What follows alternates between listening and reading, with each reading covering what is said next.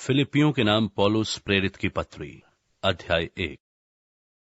मसीह यीशु के दास पौलुस और तीमुथियुस की ओर से सब पवित्र लोगों के नाम जो मसीह यीशु में होकर फिलिपी में रहते हैं, अध्यक्षों और सेवकों समेत हमारे पिता परमेश्वर और प्रभु यीशु मसीह की ओर से तुम्हें अनुग्रह और शांति मिलती रहे।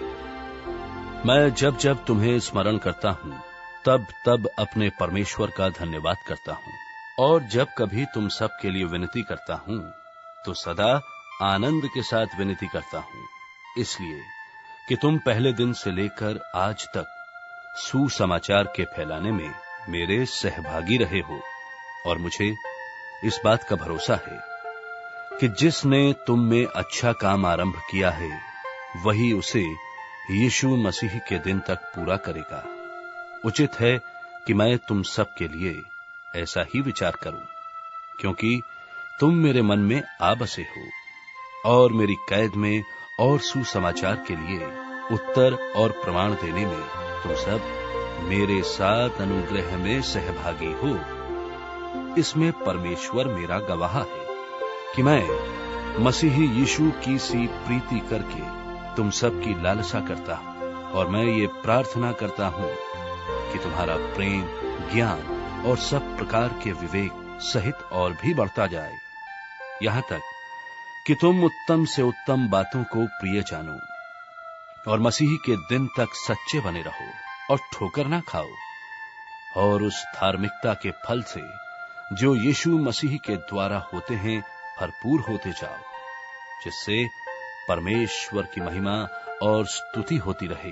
हे भाइयों, मैं चाहता हूं कि तुम ये जान लो कि मुझ पर जो बीता है उससे सुसमाचार ही की बढ़ती हुई है, यहां तक कि कैसरी राज्य की सारी पलटन और शेष सब लोगों में ये प्रकट हो गया है कि मैं मसीह के लिए कैद हूं, और प्रभु में जो भाई हैं उनमें से बहुधा मेरे कैद होने के कारण हियाब बांधकर परमेश्वर का वचन निधड़क सुनाने का और भी हियाब करते हैं। कितने तो डहा और झगड़े के कारण मसीह का प्रचार करते हैं, और कितने भली मनसा से, कई एक तो ये जानकर कि मैं सुसमाचार के लिए उत्तर देने को ठहराया गया हूं, प्रेम से प्रचार करते हैं, और कई एक तो सिधाई से नहीं पर विरोध से मसीह की कथा सुनाते हैं, ये समझकर कि मेरी कैद में मेरे लिए क्लेश उत्पन्न करें। सो क्या हुआ? केवल ये कि हर प्रकार से, चाहे बहाने से चाहे सच्चाई से, मसीह की कथा सुनाई जाती है, और मैं इससे आनंदित हूं और आनंदित रहूंगा भी, क्योंकि मैं जानता हूं कि तुम्हारी विनती के द्वारा और यीशु मसीह की आत्मा के दान के द्वारा इसका प्रतिफल मेरा उद्धार होगा। मैं तो यही हार्दिक लालसा और आशा करता हूं कि मैं किसी बात में लज्जित ना हूं, पर जैसे मेरे प्रबल साहस के कारण मसीह की बढ़ाई मेरी देह के द्वारा सदा होती रही है, वैसी ही अब भी हो, चाहे मैं जीवित रहूं व मर जाऊं, क्योंकि मेरे लिए जीवित रहना मसीह है और मर जाना लाभ है। पर यदि शरीर में जीवित रहना ही मेरे काम के लिए लाभदायक है, तो मैं नहीं जानता कि किसको चुनूं, क्योंकि मैं दोनों के बीच अधर में लटका हूं। जी तो चाहता है कि कूच करके मसीह के पास जा रहूं, क्योंकि ये बहुत ही अच्छा है, परंतु शरीर में रहना तुम्हारे कारण और भी आवश्यक है, और इसलिए कि मुझे इसका भरोसा है, सो मैं जानता हूं कि मैं जीवित रहूंगा, वरन तुम सबके साथ रहूंगा, जिससे तुम विश्वास में दृढ़ होते जाओ और उसमें आनंदित रहो, और जो घमंड तुम मेरे विषय में करते हो, वो मेरे फिर तुम्हारे पास आने से मसीह यीशु में अधिक बढ़ जाए। केवल इतना करो कि तुम्हारा चाल चलन मसीह के सुसमाचार के योग्य हो, कि चाहे मैं आकर तुम्हें देखूं चाहे ना भी आऊं, तुम्हारे विषय में ये सुनूं कि तुम एक ही आत्मा में स्थिर हो और एक चित्त होकर सुसमाचार के विश्वास के लिए परिश्रम करते रहते हो। और किसी बात में विरोधियों से भय नहीं खाते। ये उनके लिए विनाश का स्पष्ट चिन्ह है, परंतु तुम्हारे लिए उद्धार का, और ये परमेश्वर की ओर से है, क्योंकि मसीह के कारण तुम पर यह अनुग्रह हुआ कि ना केवल उस पर विश्वास करो, पर उसके लिए दुख भी उठाओ। और तुम्हें वैसा ही परिश्रम करना है जैसा तुमने मुझे करते देखा है, और अब भी सुनते हो कि मैं वैसा ही करता हूं। अध्याय 2। सो यदि मसीह में कुछ शांति और प्रेम से ढाढ़स और आत्मा की सहभागिता और कुछ करुणा और दया है, तो मेरा ये आनंद पूरा करो कि एक मन रहो और एक ही प्रेम, एक ही चित्त और एक ही मनसा रखो। विरोध या झूठी बढ़ाई के लिए कुछ ना करो, पर दीनता से एक दूसरे को अपने से अच्छा समझो। हर एक अपने ही हित की नहीं, वरन दूसरों के हित की भी चिंता करे। जैसा मसीह यीशु का स्वभाव था, वैसा ही तुम्हारा भी स्वभाव हो, जिसने परमेश्वर के स्वरूप में होकर भी परमेश्वर के तुल्य होने को अपने वश में रखने की वस्तु ना समझा, वरन अपने आप को ऐसा शून्य कर दिया और दास का स्वरूप धारण किया और मनुष्य की समानता में हो गया, और मनुष्य के रूप में प्रकट होकर अपने आप को दीन किया, और यहां तक आज्ञाकारी रहा कि मृत्यु, हां, क्रूस की मृत्यु भी सह ली। इस कारण परमेश्वर ने उसको अति महान भी किया और उसको वो नाम दिया जो सब नामों में श्रेष्ठ है, कि जो स्वर्ग में और पृथ्वी पर और जो पृथ्वी के नीचे हैं, वे सब यीशु के नाम पर घुटना टेकें और परमेश्वर पिता की महिमा के लिए हर एक जीभ अंगीकार कर ले कि यीशु मसीह ही प्रभु हैं। सो हे मेरे प्यारों, जिस प्रकार तुम सदा से आज्ञा मानते आए हो, वैसे ही अब भी ना केवल मेरे साथ रहते हुए, पर विशेष करके अब मेरे दूर रहने पर भी डरते और कांपते हुए अपने अपने उद्धार का कार्य पूरा करते जाओ, क्योंकि परमेश्वर ही है जिसने अपनी स्वेच्छा निमित्त तुम्हारे मन में इच्छा और काम दोनों बातों के करने का प्रभाव डाला है।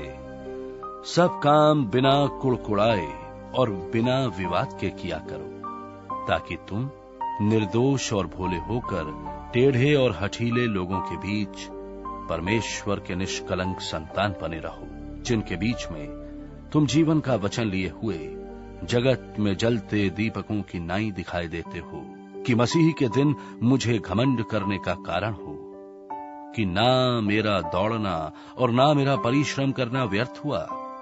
और यदि मुझे तुम्हारे विश्वास के बलिदान और सेवा के साथ अपना लोहू भी बहाना पड़े, तो भी मैं आनंदित हूं और तुम सबके साथ आनंद करता हूं। वैसे ही तुम भी आनंदित हो और मेरे साथ आनंद करो। मुझे प्रभु यीशु में आशा है कि मैं तीमुथियुस को तुम्हारे पास तुरंत भेजूंगा, ताकि तुम्हारी दशा सुनकर मुझे शांति मिले, क्योंकि मेरे पास ऐसे स्वभाव का कोई नहीं जो शुद्ध मन से तुम्हारी चिंता करे, क्योंकि सब अपने स्वार्थ की खोज में रहते हैं, ना कि यीशु मसीह की।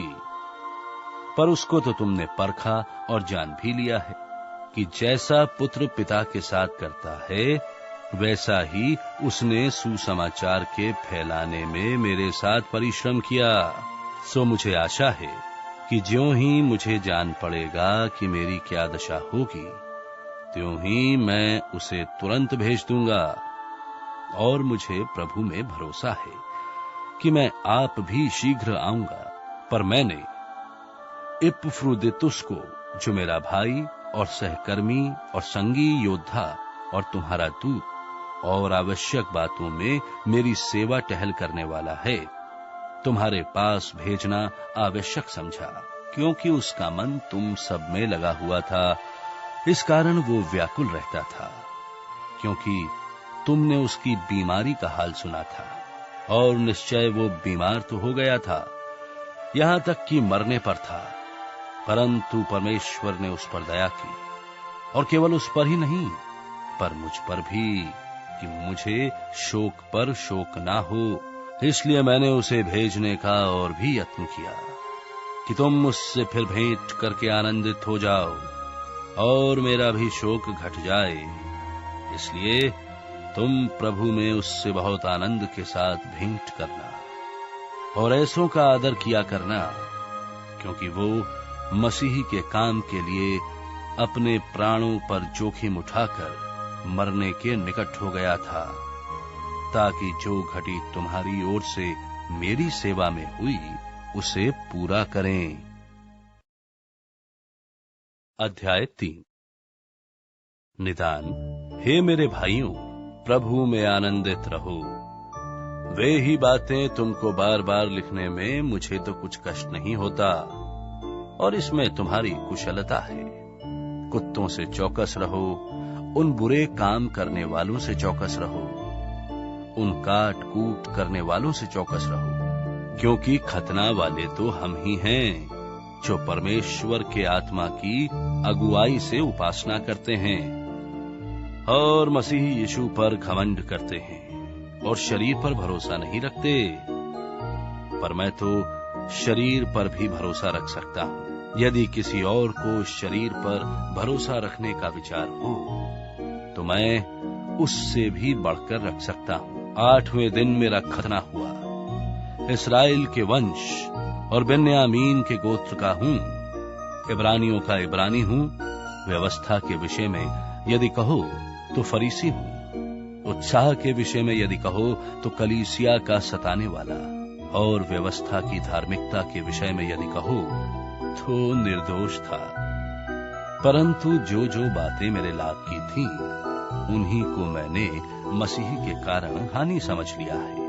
वरन मैं अपने प्रभु मसीह यीशु की पहचान की उत्तमता के कारण सब बातों को हानि समझता हूं, जिसके कारण मैंने सब वस्तुओं की हानि उठाई और उन्हें कूड़ा समझता हूं, जिससे मैं मसीह को प्राप्त करूं और उसमें पाया जाऊं, ना कि अपनी उस धार्मिकता के साथ जो व्यवस्था से है, वरन उस धार्मिकता के साथ जो मसीह पर विश्वास करने के कारण है और परमेश्वर की ओर से विश्वास करने पर मिलती है।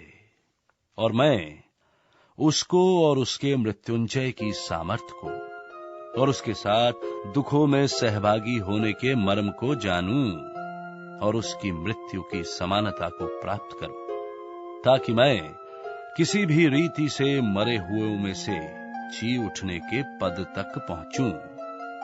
ये मतलब नहीं कि मैं पा चुका हूं या सिद्ध हो चुका हूं, पर उस पदार्थ को पकड़ने के लिए दौड़ा चला जाता हूं, जिसके लिए मसीह यीशु ने मुझे पकड़ा था। हे भाइयों, मेरी भावना ये नहीं कि मैं पकड़ चुका हूं, परंतु केवल ये एक काम करता हूं कि जो बातें पीछे रह गई हैं, उनको भूलकर आगे की बातों की ओर बढ़ता हुआ निशाने की ओर दौड़ा चला जाता हूं, ताकि वो इनाम पाऊं जिसके लिए परमेश्वर ने मुझे मसीह यीशु में ऊपर बुलाया है। सो हमसे जितने सिद्ध हैं यही विचार रखें, और यदि किसी बात में तुम्हारा और ही विचार हो तो परमेश्वर उसे भी तुम पर प्रकट कर देगा। सो जहां तक हम पहुंचे हैं उसी के अनुसार चलें। हे भाइयों, तुम सब मिलकर मेरी सी चाल चलो और उन्हें पहचान रखो जो इस रीति पर चलते हैं, जिसका उदाहरण तुम हम में पाते हो, क्योंकि बहुतेरे ऐसी चाल चलते हैं जिनकी चर्चा मैंने तुमसे बार बार की है और अब भी रो रो कर कहता हूं कि वे अपनी चाल चलन से मसीह के क्रूस के बैरी हैं। उनका अंत विनाश है, उनका ईश्वर पेट है। वे अपनी लज्जा की बातों पर घमंड करते हैं और पृथ्वी की वस्तुओं पर मन लगाए रहते हैं। पर हमारा स्वदेश स्वर्ग पर है और हम एक उद्धारकर्ता प्रभु यीशु मसीह के वहां से आने की बाट जोह रहे हैं। वो अपनी शक्ति के उस प्रभाव के अनुसार जिसके द्वारा वो सब वस्तुओं को अपने वश में कर सकता है, हमारी दीनहीन देह का रूप बदलकर अपनी महिमा की देह के अनुकूल बना देगा। अध्याय 4। इसलिए हे मेरे प्रिय भाइयों, जिनमें मेरा जी लगा रहता है, जो मेरे आनंद और मुकुट हो, हे प्रिय भाइयों, प्रभु में इसी प्रकार स्थिर रहो।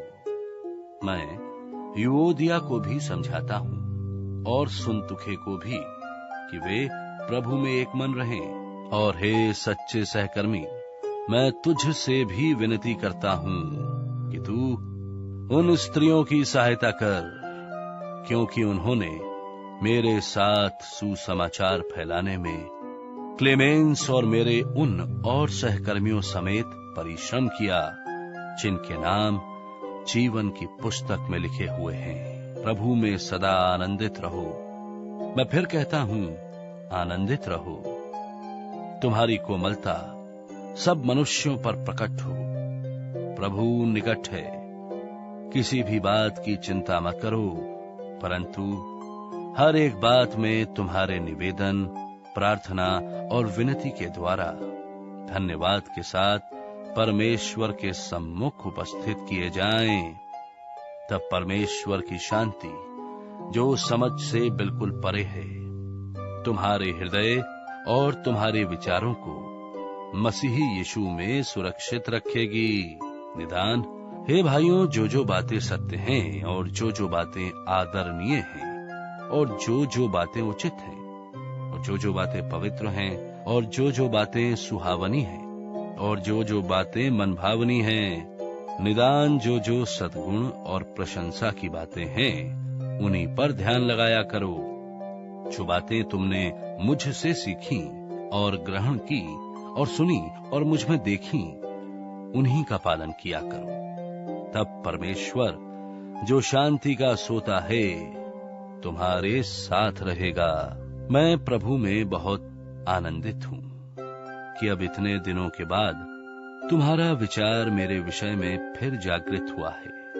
निश्चय तुम्हें आरंभ में भी इस प्रकार का विचार था, पर तुम्हें अवसर ना मिला।